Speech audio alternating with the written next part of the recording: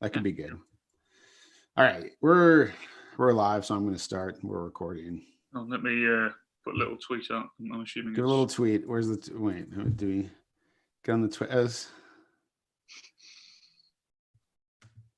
Oh man, I'm looking at a brisket sandwich that looks pretty good. I could murder a brisket sandwich right now.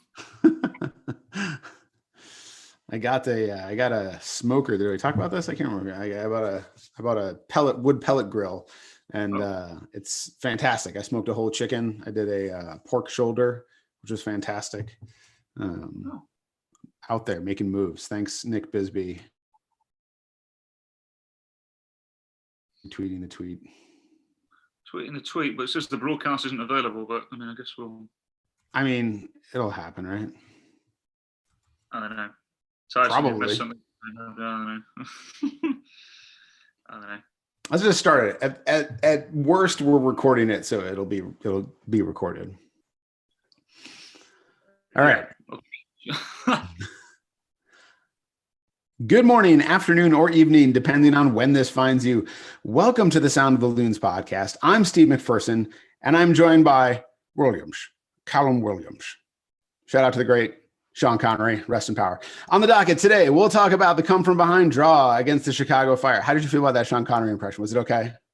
I thought it was okay. That was acceptable. Sure, okay, yes. Thank you. All right, so we're going to talk about the come-from-behind draw against the Chicago Fire and look ahead not only to the final game of the regular season against FC Dallas, but also talk playoffs and playoff seeding. Maybe playoff seeding might be too complicated, but we'll talk about the playoffs.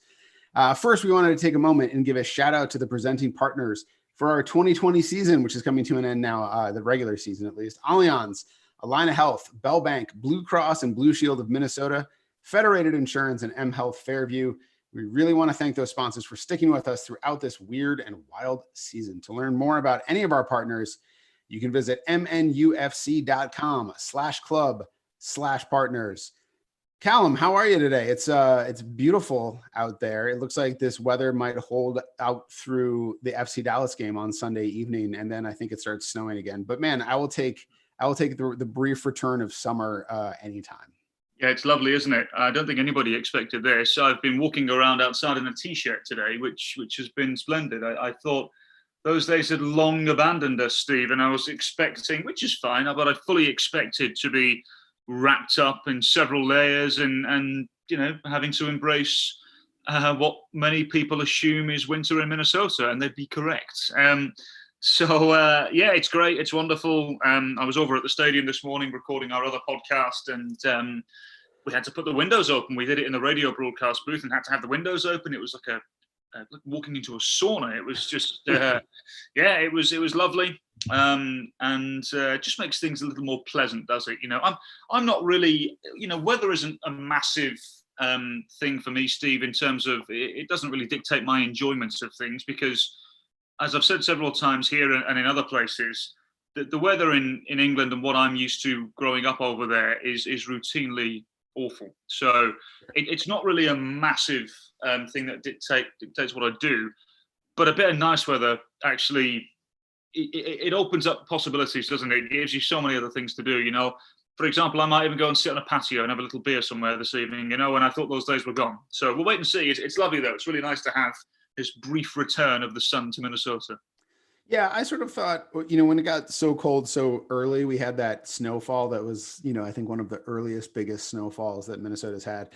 I was like, it's too early for this to just stick the rest of the way. I was like, we're going to have a warm up, and we got the warm up, and it's nice because we went through a couple cold weeks there where we were outside doing fires like in the snow and stuff like that. And that's fun for a little bit, but it was nice to have a return to just being able to sit outside without extra heating elements and just kind of hang out. And it'll be nice for, as the playoffs get in, as we get into the playoffs, and if Minnesota is in a position to host a home game, it's probably not going to be this warm on November, 20th, 21st, when that first round starts with the playoff schedule just having come out. But we do get a nice game against FC Dallas, it looks like, for right now on Sunday night. Let's talk about the previous game before we get into the present. Let's talk about the Chicago Fire. coming to Allianz Field for the first time. My opening statement on this is that I'm going to say I think this could easily have served as Michael Boxall's closing argument for Defender of the Year, given how sort of disconnected the defense looked in the early going and sort of intermittently throughout the game. I mean, there's a lot more than just that. There's a lot of things that are going on in this season, but when you realize that Boxy has played every minute up until that last game, and then the defense just looked completely ripped apart, I think it's maybe not full causation, but there is definitely correlation there. Yeah, it's funny. We were talking about this morning. When you have somebody who performs as regularly as Michael Boxall does, and the performances are as consistent as they have been, it sort of becomes an expectation for somebody to deliver at that level all the time, which I don't think is wrong, but the expectation is there because you just become used to it. And this happens in every aspect of life. You get used to it, and maybe you don't appreciate it as much as you should. And then when it goes, you realize what you have or what you had. And during the prep for the game, Steve, I noticed that Boxy had played an absurd amount of football for Minnesota United, more than anybody else over the course of the last calendar year or so. And I had to go back and see in the last game that Minnesota played without him in a regular MLS game was like June 19th or something along those lines in 2019. You know, it was a long time ago. And so it just shows how consistent he's been. For me, in my opinion, he has to be the club MVP of the season. I know there are one or two others who might feel a little disgruntled by that, but I think Michael Boxall, for me, has been the epitome of consistency. He's been a true leader both on and off the field. He's shown how important he is. And also, you know, you and I have said this on several occasions, he's just a lovely bloke as well. Absolutely. No ego, no nothing about him from that sense, just about as professional as they come. And for me, he has proven over the course of particularly the last couple of months in what has been a very irregular season. He's shown how important he is. And, you know, let's hope he's around for a long time here in these parts. Yeah, absolutely. I mean, I think that you look at the sort of consistency he's delivered, and you look at the consistency of now, obviously, Ozzie Alonso has been in and out of the lineup out right now with injury issues and things like that. But he's another one of those guys that, like, if he's available, he's going to give you what you need. He's going to provide that consistently.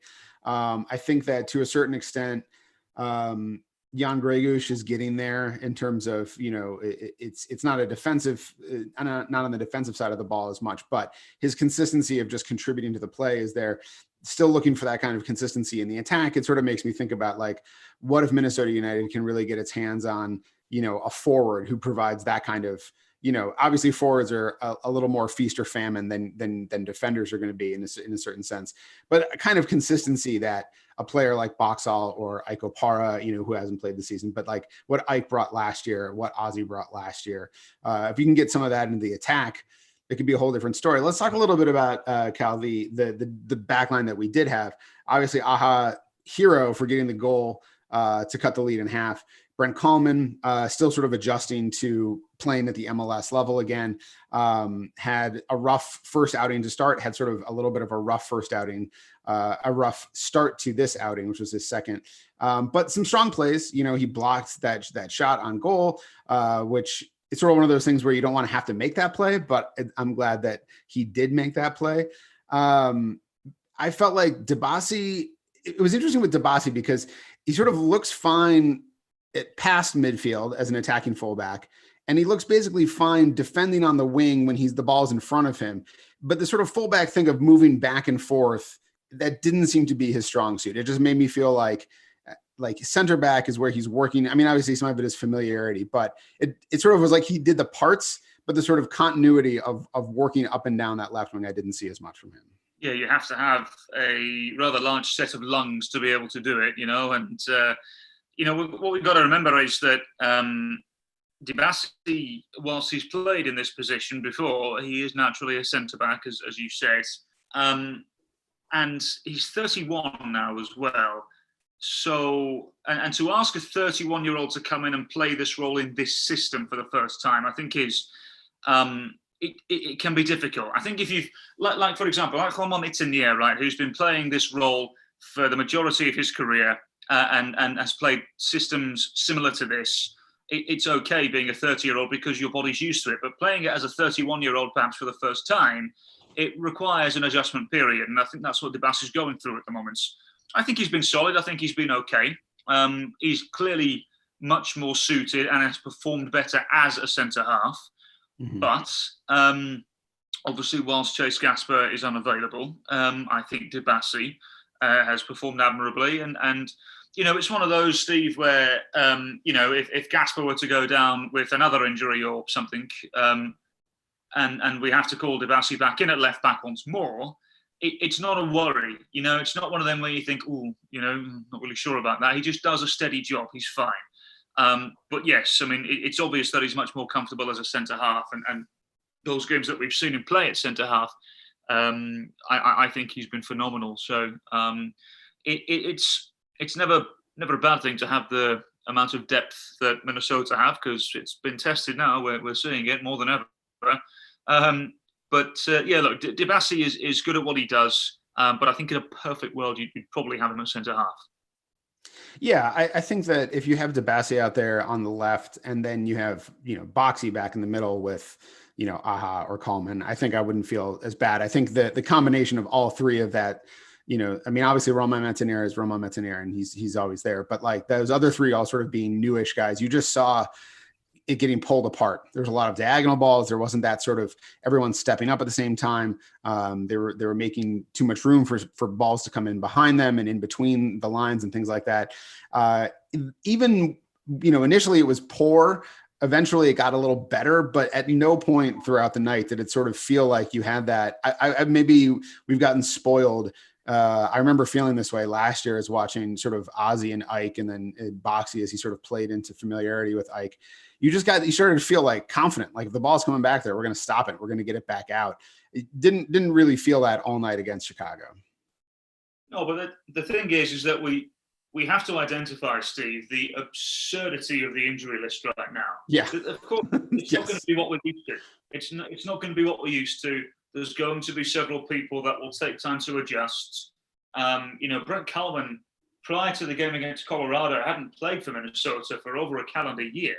And I know he had a loan spell at El Paso, and he said to us on the broadcast side of things, and to yourself the week prior, that it did him the world of good because he felt sharp again and he felt good, and it was good for him to go and play games.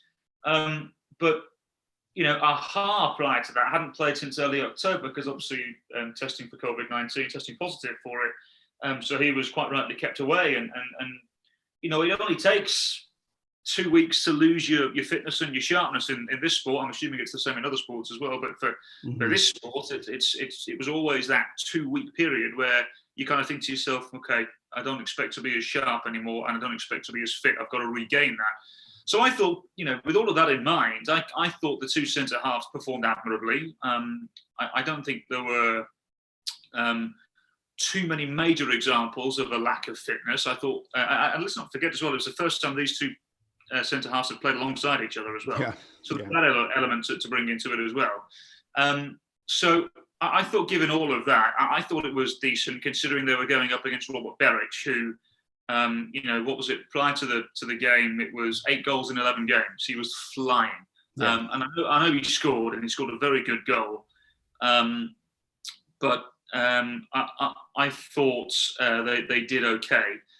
I don't think they did great, but I'm not going to put the blame on the centre halves single-handedly, because there was a lot of issues against Chicago Fire in that first half, and at the start of the second half. I'm assuming that's where you want to go with this, Steve. And look, I mean, so there's several different things for me here, and we've already spoken about the back line and the slight frailties there. But under the circumstances, I thought they were okay. We knew coming into the game that centre midfield was always going to be an issue for Minnesota United because of the lack of bodies and the lack of first-team players available. Marlon Hairston came in and played centre midfield and was okay. He wasn't great, but he was okay.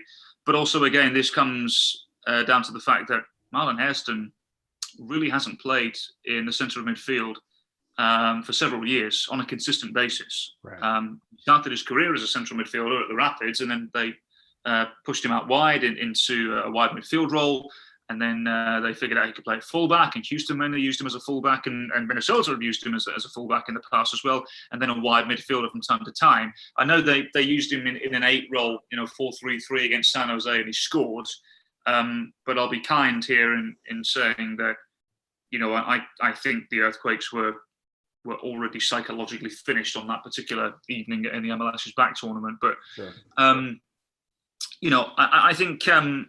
And for me, so a lot of the emphasis and pressure fell on Jan Gregus, who was the captain on the night as well. And I'll be honest with you, I didn't think he had his best evening either. But I'll be fair to him and say I don't think he had much support in the centre of midfield either. All of that accompanied by the fact that Chicago Fire have perhaps got the best centre midfield that they've had for a long, long time in their franchise history. Alvaro Medran is an ex-Real Madrid player. You don't play for Real Madrid if you're nobody, and he's not one of these players that goes on to play in the lower leagues or whatever. Then he actually played in La Liga with Valencia, and Rayo Vallecano and a few other teams. He's a very good player, and I think I mentioned him on the previous podcast. He's delightful passer of the ball. He reads the game very well, always wants the ball at feet. He's wonderful. And he has a lot of protection in Gaston Jimenez as well, who I thought hardly put a foot wrong against Minnesota United. So there was that issue to deal with as well. And then if we go even further up the fields, it was obvious after, I thought about 10 minutes, Chicago Fire were going to play against Minnesota like Chicago Fire did in 2019 and in previous years. If you go back and you think about it, remember last year, Steve, when Chicago Fire had Bastian Schweinsteiger essentially playing as a centre-half. Mm-hmm. And even if he wasn't at a centre-half, this was somewhat common throughout their campaign in 2019, he would drop in between the two centre-halves and allow the fullbacks to go forward. They'd almost have a back three. But whenever the ball got into the feet of Schweinsteiger, he'd ping the ball and he would get them going.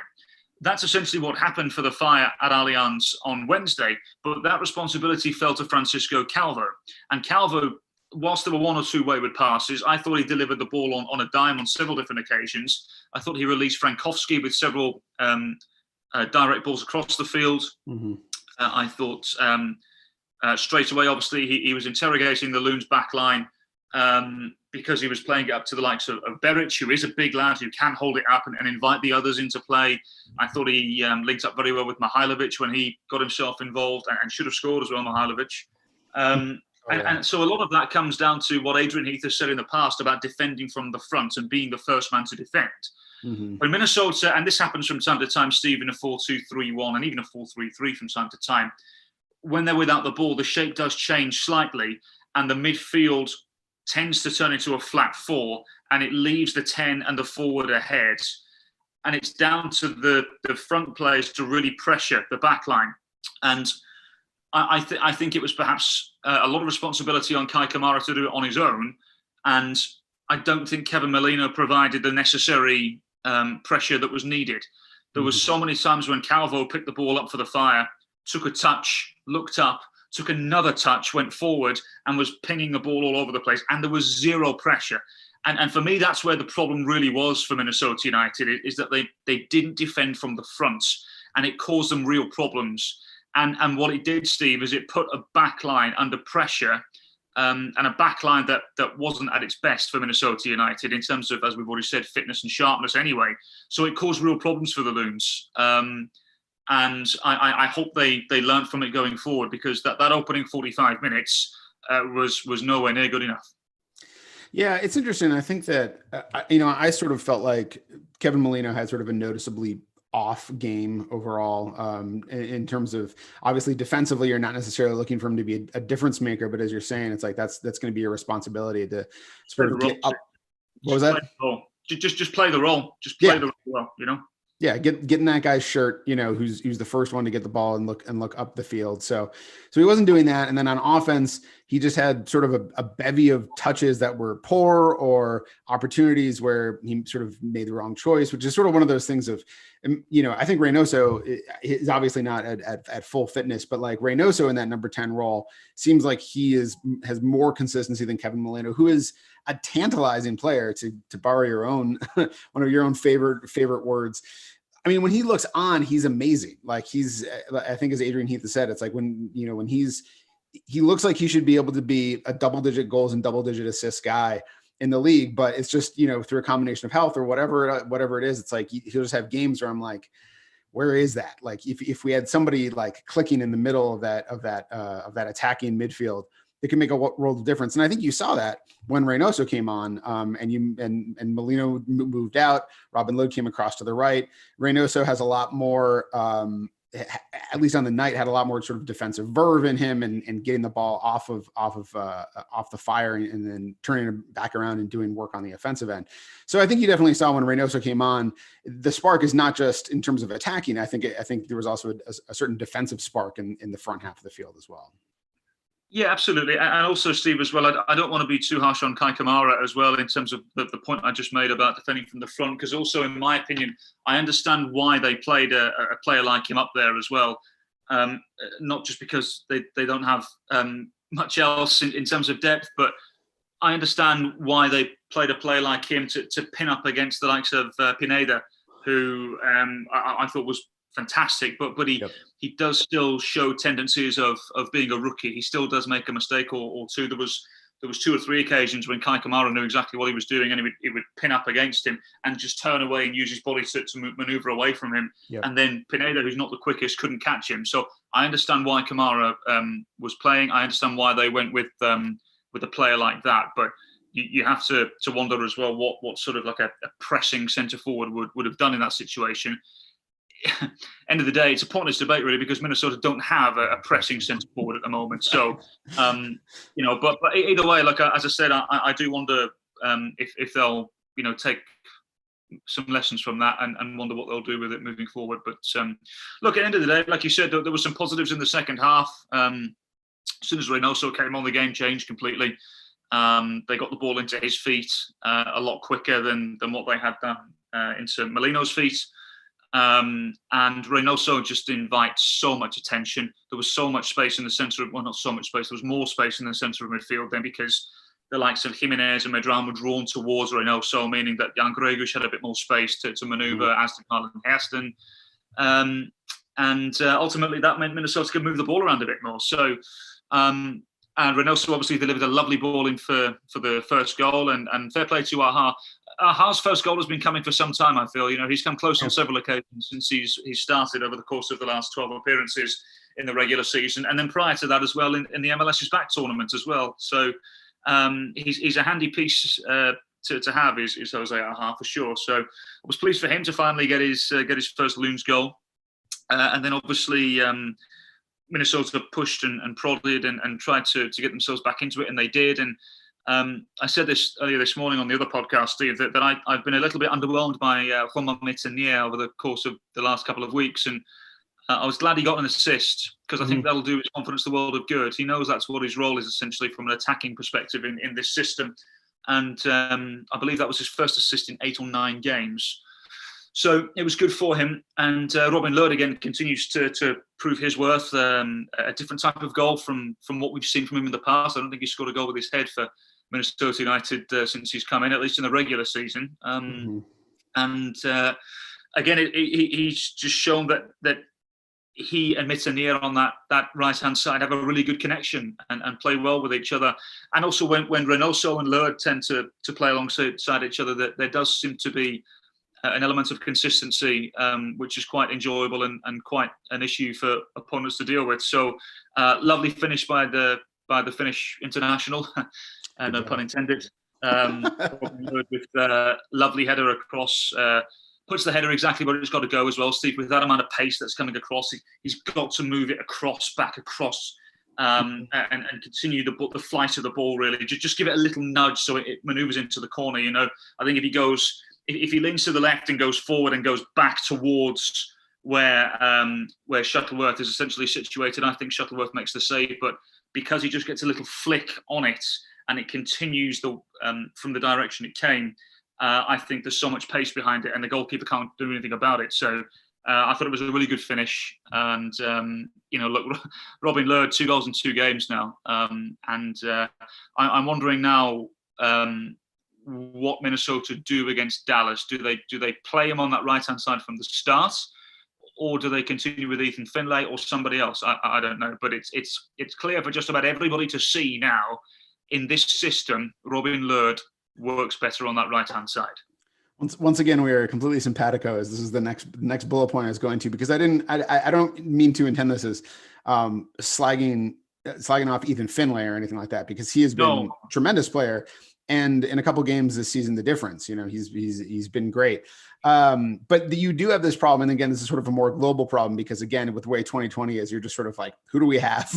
Like put them out there. But as you come to thinking about like what the future of the team looks like and going forward, I really think you have to start making a decision about Robin Lod versus Ethan Finlay on that right side, because, Robin Lod, so here I went through some of the numbers. He 21 games this season. He's started 14 games at left mid and started 7 games at right mid.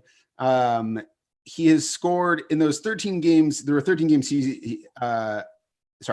13 games he played at left mid, 1 goal, and that was off of Amaria's failed penalty kick. The penalty, yes. Yeah, against San Jose. In 7 games at right mid, he scored 5 goals.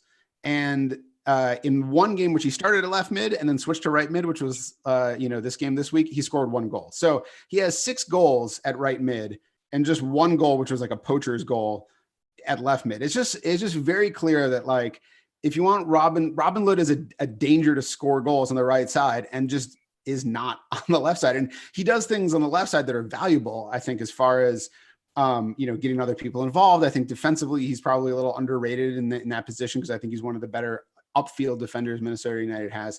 But he's just not he's not scoring. And if you have a guy who can score 6 goals in 7 games, if he's on the right side, you have to make a decision whether you're going to have that guy on the right side or Ethan, who's scored like 4 goals, I think 5 goals. I can't remember. I don't have the stats up right now, but anyways, he is also fantastic. I don't know how Ethan feels about being on the left side. I sort of feel like when you've got Lod, Reynoso, and Molino sort of right to left, that's probably your most dangerous offensive lineup.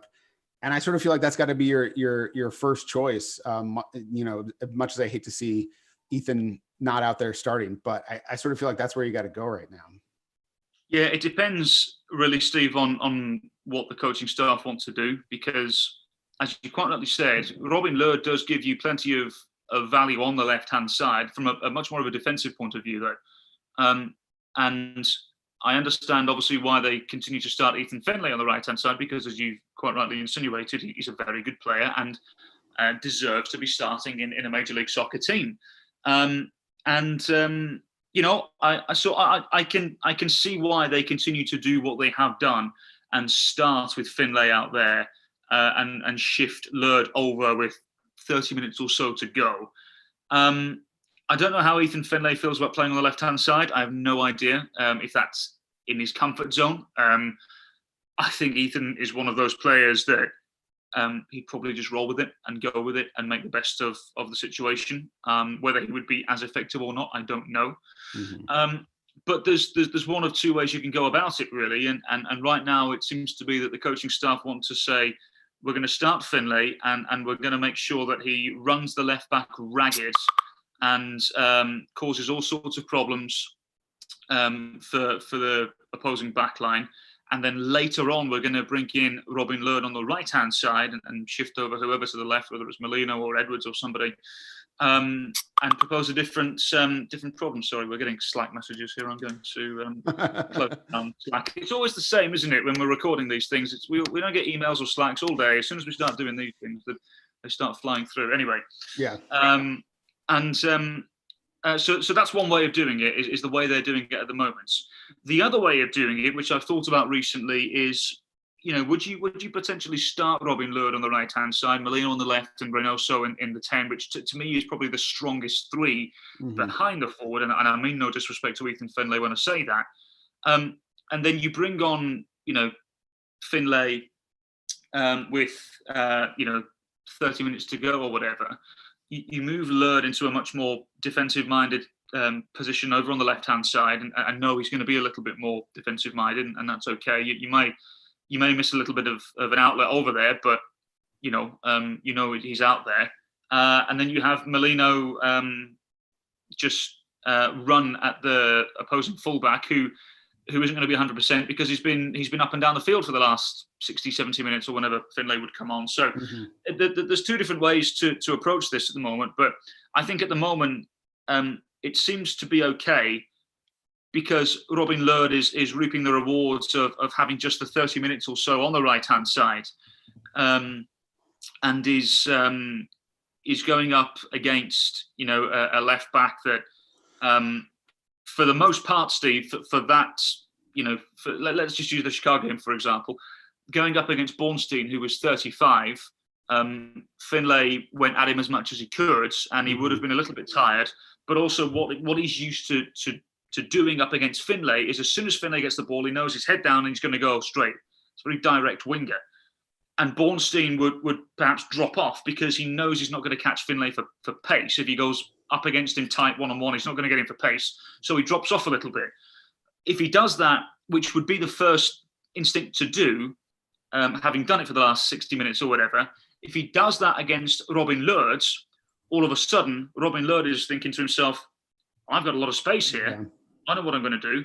I'm going to turn in where I've got another angle on my favoured foot. And all of a sudden, he's scoring goals. So it's a good problem to have for Minnesota United, no doubt. But I think Lod just looks so much more comfortable on that right-hand side because, as I mentioned, the angles do seem to open up a little bit more for him. But that's not to take anything away from Ethan Finlay because he's a wonderful, wonderful player and offers so much. But I can guarantee you it's kept Adrian Heath up for many, many nights, and he's been scratching his head wondering who to play where, particularly in between Lod and Finlay. And I wonder, Steve, now, is it a situation moving forward where they take a look at who they think is going to play at left back and who is the right winger that would be more suited to that particular situation? I wonder if that's what they'll do moving forward. Yeah, sure. Yeah, I mean, there are worse problems to have than a surplus of talent that you can leverage in different ways. So, that's it's all right. Let's move on and talk a little bit about decision day. I've written a bunch of words and I don't know if any of them make sense because I don't understand standings anymore because of the switch to points per game. But let's talk a little bit about what's at stake for Minnesota United heading into a decision day presented by AT&T matchup against FC Dallas. I believe if Minnesota wins, they hold their destiny in their hands to some extent. If Minnesota wins, then they will beat out FC Dallas for the fourth spot because they have an equal number of points. They will both have 34 points, but the Loons will have gotten them in a smaller number of games, 21 games. So good that Kansas City got canceled, I guess. And then points per game will favor Minnesota United. So that will put them into the fourth spot. Yes. If LAFC, who are playing Portland, win and Minnesota United does not, then LAFC will go into that sixth spot. I think. Is that correct? Okay. The most exciting one, the Rapids. I'm just talking about how you could move Minnesota United down the table. Yep. The Rapids are playing Houston in Houston, which is tough. It's always a tough bid. But if they win, they could vault all the way to fourth from seventh because they would have 28 points in 18 games, which is 1.65 points per game. So that's if Dallas loses or draws to Minnesota. Minnesota wins and Colorado wins, Colorado goes into fourth. Like Colorado just played so few games that like their points per game goes way up if they win. I don't think that the Loons can drop as low as eighth anymore because if San Jose beats Seattle, they still end up with 1.43 points per game. And if Minnesota loses, that would be 1.48. By God, this is even more confusing than usual.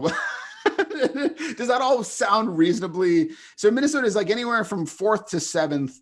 If they win, they get fourth unless Colorado wins in Houston. But then they could sort of, depending on who wins along the way, they could end up at seventh possibly. So Yeah, you've done a sterling job explaining things there, Steve. Thank you.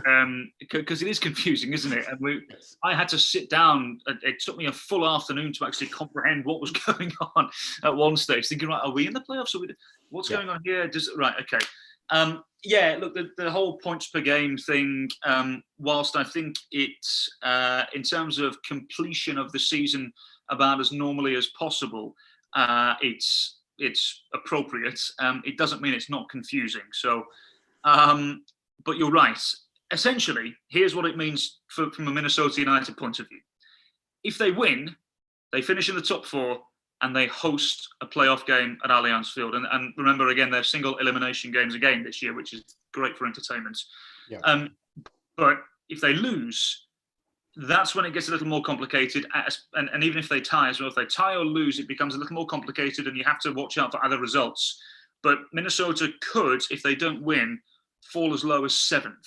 Okay. And that's when you start to think to yourself, dear me, you might have to go and play away at Seattle Sounders or dreaded Sporting Kansas City or something, you know? I mean, that's when it could really become problematic. So there can't be any more of a simple message to the players on Sunday. Just win. Yeah. Just win. It doesn't matter how ugly it is. I don't care if you play good football. Just go and win. And then we'll figure out the rest later on. Because after that, Steve, to our knowledge, obviously the playoff schedules come out today. Yep. To our knowledge, there's a fairly sizable gap then to work on things. And I know there's going to be a couple of players on international duty and whatnot. But for the majority of the core of the roster that are staying behind, that aren't on international duty, there's a decent spell there to actually work on a few things and prepare for whoever the opponent will be. So for me, I don't care if it's direct, if it's flat 4-4-2, if it's passing in between centre midfielder, centre half to the right back, fling it. I don't care. Just win. Just make sure you win and have that playoff game at Allianz Field, because with the way the away games are right now, because of the world we're living in, of course, there's a humongous disadvantage. I'm not saying it's not impossible to go and win on the road. We've seen Minnesota do it. We've seen a lot of other teams go and do it with the way that the world is. It can be done, but from an ideal perspective, you want to have a game at home. Yeah, absolutely. I mean, I know that the season's changed what a home field advantage means, but I still think, you don't have the fans, but the fact of not having to travel the day of and all of that just makes it that you want to have that home game. So I'll ask you now, I'm not, I said we were going to get into seedings, but as I looked at it, I was like, I can't even tell where the seedings are all going to land up. So I will just ask you, assuming there's a home game, who would you want to face in that home game of the teams that you might face, which means Dallas, LAFC, Colorado? I don't think you can face San Jose if you're in fourth. Yes, I don't think so either. Yeah. So of those three, who would you most want to face? A murderer's row. Yeah. You would. That's a very difficult question, Steve. Because there's a case for every team that you mentioned there. LAFC right now aren't playing as attractive football as they have done, and because of the timing of the international break as well, we're assuming players would have to come back and quarantine, which means Minnesota will be unbelievably short-handed, whoever they play. But it also means LAFC won't have Carlos Vela and co. So do you fancy your chances against LAFC without the main stars? Minnesota have conquered them before, remember, without the main players. Yeah. Colorado, to my knowledge, wouldn't take a massive hit from an international break point of view. Neither would FC Dallas. Right. From a pure footballing point of view, Steve, I think you would probably want to play Dallas, possibly Colorado, because we've seen Minnesota beat them handsomely in the past, but the Rapids find themselves in decent nick coming into the postseason. Arguably, they found a little bit of momentum. They won away stupendously at Portland over the weekend. But as crazy as it sounds, Steve, knowing what the possibilities are in terms of the international break and what problems that poses for everybody, you'd probably say LAFC. Yeah, it's wild, but that might be the case, taking that into account. I mean, I sort of feel like the Minnesota United has had decent success against FC Dallas at Allianz Field. There's a history there, which you would like, but also success against LAFC generally, overall, especially lacking Vela. And in some ways, I feel like you most don't want to face Colorado based on the history there, which again, as we talked about after that game, like only one game was decided by more than one goal.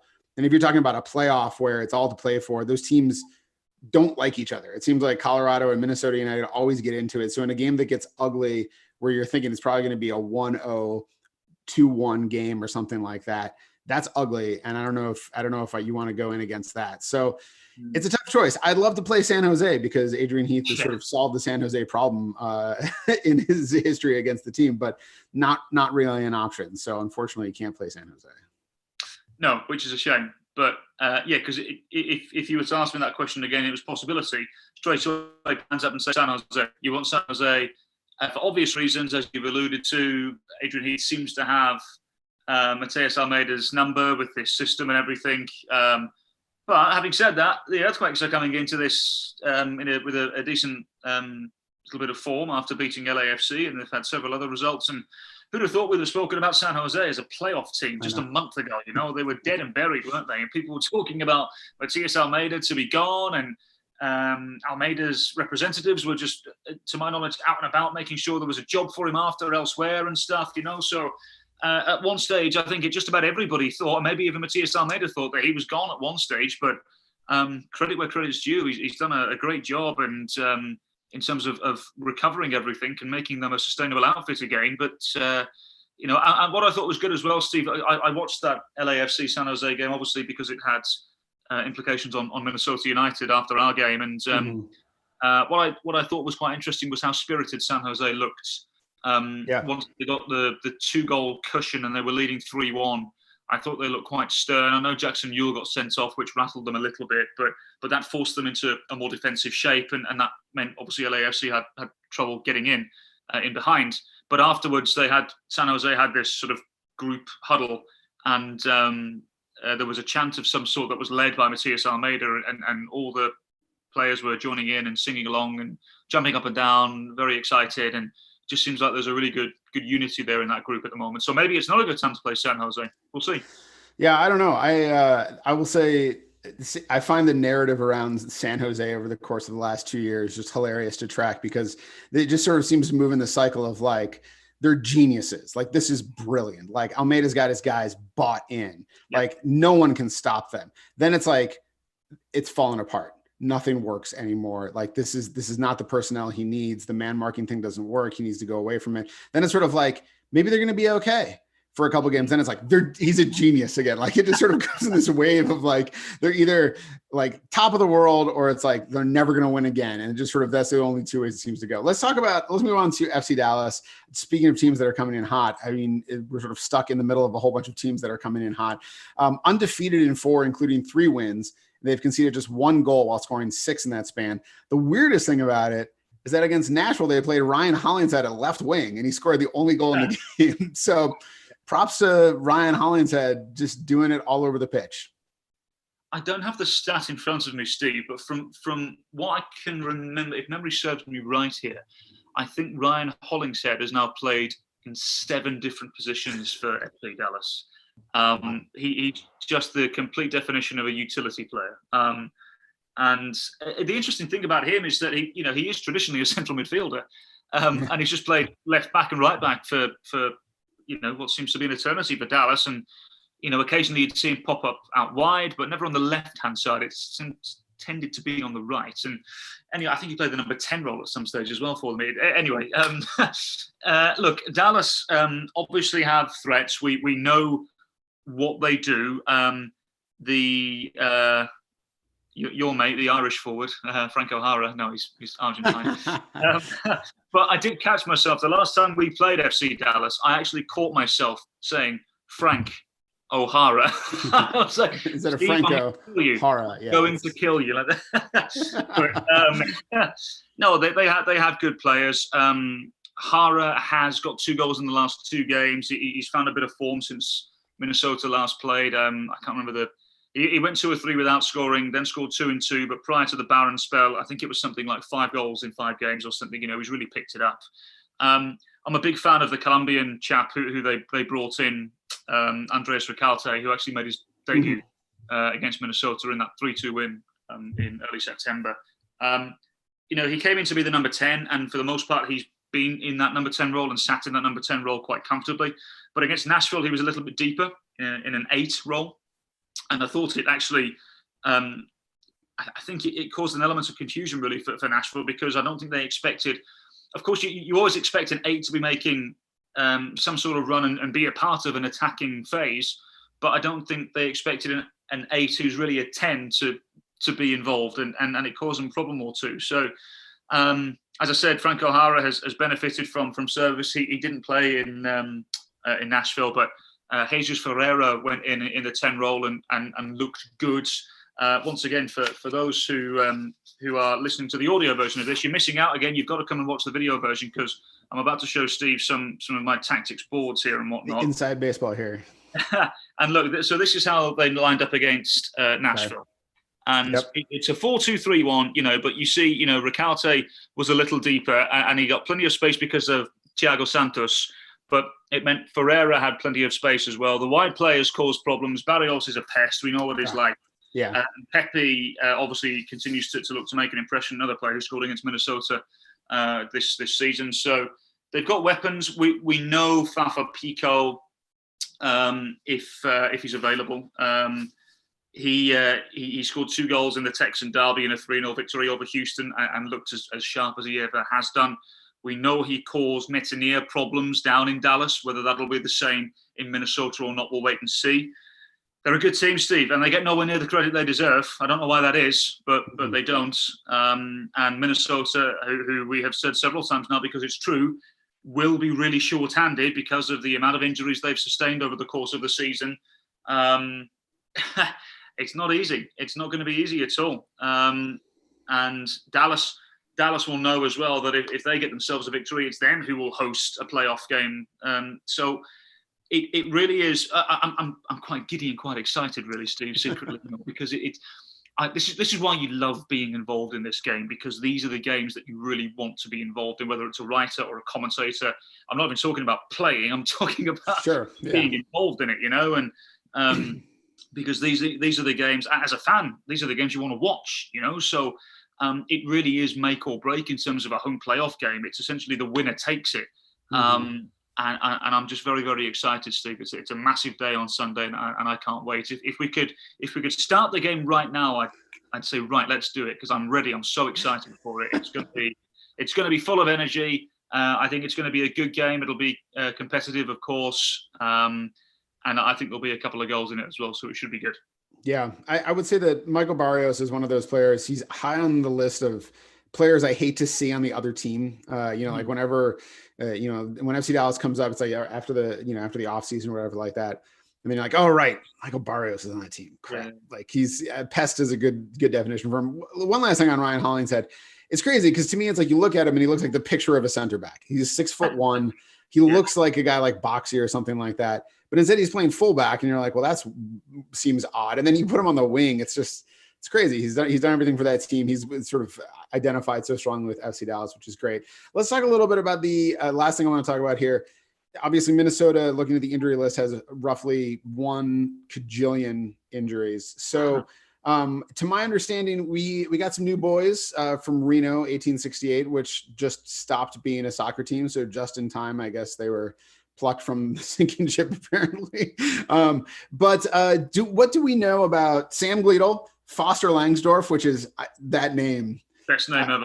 I'm really excited. I shared this in the Slack that what I was so excited for was, and we're not going to get it this year at least, but would be Tony, our announcer, when if Foster were to score a goal, and he's like, Minnesota goal, Foster, and then everyone's like, Langsdorff. Like, it's such a great, ridiculous, like just such a soccer player name. Foster Langsdorff, and then Kevin Partita. What can you tell me about any of these guys. Sam Gleadle is a countryman of yours, also extremely Lord of the Rings name, Sam Gleadle. So we've only talked about names so far, but what can you tell me about these boys who were playing for Reno recently? Okay, so Sam Gleadle, to my knowledge, comfortable on both feet, can play at left back, right back, but is also, I would argue, more comfortable on the midfield, and is a left midfielder / right midfielder, but can play full back, as I say, and I know did so for Reno a few times this year. So good backup piece, as you mentioned. He's English, but he doesn't require an international spot because he's got a green card. I think he moved over here at the age of 9 or something because of his dad's work or something along those lines. So we haven't got any worries there. Kevin Partida is an interesting one because there were a couple of MLS teams taking a look, to my knowledge. Obviously, he was originally drafted by San Jose, and for whatever reason, they didn't fancy him. So he went to the affiliates, which was Reno, ended up staying there permanently. Spoken to one or two people about him who are familiar with USL, and they've said he's one of the best centre midfielders in the league. Number 8, box to box, is high energy, good passer of the ball, and again will be somebody that will be useful over the course of the next couple of weeks because, as we've said, Steve, the amount of injuries that Minnesota have sustained, but particularly in the centre of midfield, it's substantial. So I would expect to see Kevin Partida more than the other two over the course of the next couple of weeks, but purely just because of the amount of injuries Minnesota have sustained in an area that he plays. And then Foster Langsdorff is a player that the assistant manager Sean McCauley knows quite well. For those unaware, Sean McCauley was the assistant manager at Portland Timbers for 6 years, won MLS Cup there, and the reason I bring that up is because Foster Langsdorff was with Portland Timbers 2 for several years, and he amassed a decent amount of goals. I don't have the numbers with me at the moment, but I think it was something like 23 goals in 2 seasons or something along those lines. I do know for a fact that in the Reno season just gone, he scored 11 goals in 18 games and was described again as one of the best centre forwards in the league. So they're all good depth pieces, Steve. The good thing is for Minnesota United here is that they're all on deals until the end of the season. And then it's the club who has the option to pick them up if they want to next year. There's no long-term ties. There's no, as I said, international green card responsibilities, nothing like that. They're all sorted and figured out there.